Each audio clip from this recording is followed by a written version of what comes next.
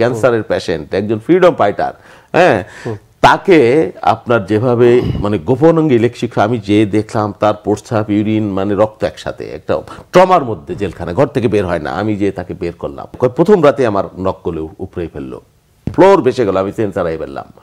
18 দিন 22 দিন করে এদের কোনো ট্রেস নাই। কাউকে কোনোদিন রাজনীতির কারণে কোনো রক্তচক্ষু তো দূরে, মানে চর থাপ্পড় তো দূরের কথা, রক্তচক্ষু দেখাইনি। অথচ আমার মতো মানুষের নামে আমার বিশ্ববিদ্যালয়ের আমার সহকর্মীরা, আমার বন্ধুরা, বড় ভাইরা, ছোট ভাইরা, ইভেন আমার প্রতিপক্ষ রাজনৈতিক দল যারা, তারাও আমাকে জানে। 129টা মামলা, 2টা মামলায় কনভিকশন, এবং জেল খাটছি বারবার। তো জেলখানার যে অভিজ্ঞতা এবং রিমান্ডের যে অভিজ্ঞতা ভয়াবহ ভয়াবহ। শোনেন, আমি জেলখানায় যাওয়ার পর 18 সালের গল্প বলি, মানে জেলখানায় একটা মানবিক বিপর্যয়, মানুষের উপরে মানুষ, কোনো তিল ধরনের ক্ষমতা নাই। আপনি এতটুক জায়গার মধ্যে একটা, যেখানে 80 জন 120 জন মানুষের জন্য, 140 জন মানুষের জন্য একটা টয়লেট, হ্যাঁ, তাও আধা যে টয়লেট, সেখানে মানে কি অবস্থা, নানান ধরনের রোগ শোক, সেখানে ফোস পাঁচরা, এরকম অবস্থা। আমি যাই দেখলাম, শোনেন, শুধুমাত্র লেখালেখির জন্যে, শুধুমাত্র ফেসবুকে লেখার জন্যে র্যাব 10 মহিউদ্দিন ফারুকী নামে এক পুলিশ অফিসার, এখন অবশ্য গ্রেপ্তার আছে, তার পক্ষেও কেউ কেউ তদবির করে লেখালেখি করছে, আমি দেখছি কোনো একটা কাগজে।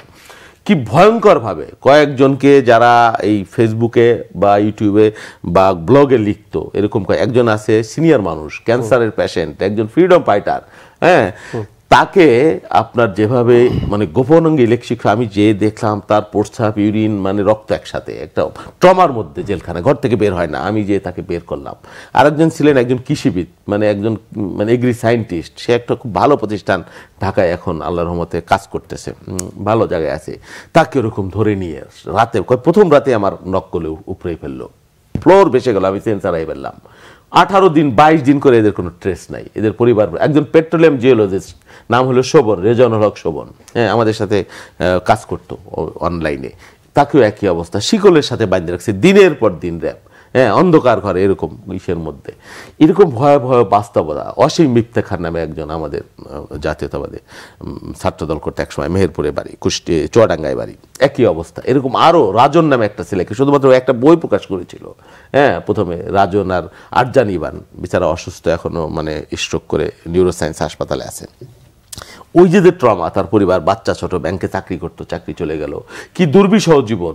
যাক, তাও তো কেউ কেউ এরা বেঁচে আছেন, কিন্তু অনেকে তো গুমই হয়ে গেছে, আর তো ফেরত আসেনি। এই বছর তাদের পরিবার নিয়ে আমি অনেক কাজ করেছি, কি দুর্বিষহ ছোট ছোট বাচ্চারা, হ্যাঁ, অনেকের জন্ম হয়েছে বাবার গুম হওয়ার পরে, এরকম অবস্থা আছে। এই দুর্বিষয়গুলো নিয়েই তো আমাদের জীবন, বা এই ফ্যাসিবাদের যে ক্যারেক্টার বা চরিত্র, হ্যাঁ।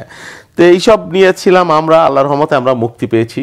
ছাত্র জনতা সম্মিলিতভাবে হাসিনাকে উৎখাত করেছে। এখন আমরা আসলে বিভেদ, অনৈক্য এইগুলা না করে আমরা আমাদের দেশ গঠনটা এখন প্রায়োরিটি, সকলে ঐক্যবদ্ধভাবে। এই যে বিভক্ত করা, আওয়ামী লীগ বিভক্ত করে রেখেছিল একটা মুক্তিযুদ্ধের দোহাই দিয়ে, হ্যাঁ, নানানভাবে ফন্দি ফিকিরে, হ্যাঁ, নির্বাচনের নামে ভাগ করো, ডিভাইড করো, ব্রিটিশদের মতো শাসন করো, আমাদের রাজনৈতিক দলকেও ডিভাইড করেছে, নানানভাবে খেলাধুলা করেছে।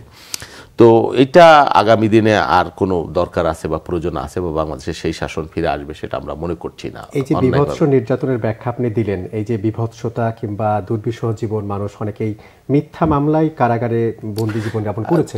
আমার প্রশ্নটা হচ্ছে, এই যে ঘটনাগুলো একের পর এক ঘটলো, অনেকে হয়তো মুক্তি পেয়েছেন, অনেকে জীবন চলে গেছে, কেউ হয়তো গুমও হয়েছেন, এই ঘটনাগুলোর আদৌ কি কোনো বিচার হবে? আচ্ছা শোনেন, আর একটা ব্যাপার আমি নিজে চোখে দেখেছি, বিদেশে গেছে, হজে গেছে, আন্দোলনের সময় মামলা হয়ে গেছে, এখানে মরে গেছে, তার নামে মামলা হয়ে গেছে, কবরে আছে 3 বছর আগে, প্যারালাইজড, ঘর থেকে উঠতে পারে না, মুহুমুহু বোমা নিক্ষেপ করেছে, এরকম অভিযোগ।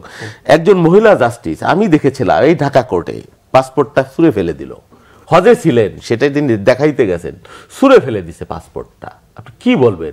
আবার দেখলাম এই যে জাজ গাজীপুরে, এই যে একটা ছেলেকে যে 5 তারিখে গুলি করে, একেবারে পয়েন্ট ব্ল্যাঙ্ক রেঞ্জ থেকে গুলি করে মেরে ফেললো, একটা বাচ্চা ছেলেকে জামিন দিয়ে দিলেন এক পাশের মধ্যে সেই পুলিশকে, হ্যাঁ, কোথায় তার কি বিচার হয়েছে আমি জানি না। এই ব্যত্যয়গুলো তো হচ্ছে বাংলাদেশের, যতক্ষণ পর্যন্ত আমার বিচার বিভাগ, একটা বিভাগ যদি ঠিক থাকে, এই বিচার বিভাগকে আমরা করতে পারিনি, আমাদের সকলেরই ব্যর্থতা আছে। কিন্তু এই আওয়ামী লীগ এখানে খাদের কিনারে নিয়ে গেছে।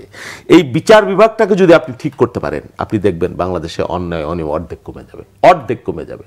এই যে সংস্কারের কথা বলি, এটা বলি, ওইটা বলি। আর যারা বিচারক এই চেয়ারে বসেছেন, কারা কারা এই চেয়ারে বসে গুরুতর অন্যায় অনিয়মের সাথে, জাস্টিস সিনহা তো অনেক কিছু বলে গিয়েছেন, কারা এর সাথে জড়িত, কিভাবে জড়িত। তারপরে যে বিচারপতি খায়রুল হকের কথা বললাম, মাথা সবচেয়ে বড়টা যেটা, এরকম নজির আছে যে বেগম খালেদা জিয়াকে কনভিকশন দেবার কারণে অ্যাপিলেট ডিভিশনে পদোন্নতি হয়েছেন, প্রধান বিচারপতি হয়েছেন, প্রমোটেড হয়েছেন, নানানভাবে জুডিশিয়াল কমিশনার হয়েছেন।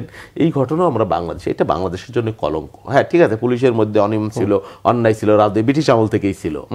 কোতোয়াল হিসেবে তাদেরকে ব্যবহার করা হয়তো, খাজনা উঠাইতো, ট্যাক্স উঠাইতো, কম বেশি পুলিশকে কেউ কেউ ব্যবহার করেছে, এটা অসত্য না। কিন্তু এইবার যেভাবে ব্যবহৃত হয়েছে এবং দলীয় ক্যাডারদেরকে একরকম ইউনিফর্ম পরিয়ে নামিয়ে দেওয়া হয়েছে নিষ্ঠুরভাবে দমন করবার জন্য আন্দোলন, এইরকম তো বাংলাদেশে কখনোই ছিল না। সামরিক স্বৈরাচারের সাথে আমলে আমরা দেখিনি। বিচার বিভাগকে যে নগ্নভাবে তারা ব্যবহার করেছে এবং তারা ব্যবহৃত হয়েছে, কি কারণে ব্যবহৃত হলো শপথ নিয়ে, এইগুলো অনুসন্ধান করবার ব্যাপার আছে। যা আগামী দিনে কেন প্রয়োজন আছে, শুধু প্রতিহিংসার কারণে না, এটা একটা নজির হবার প্রয়োজন রয়েছে আগামী দিনে, যে কি করিলে কি হয়, পাপের ফল কি।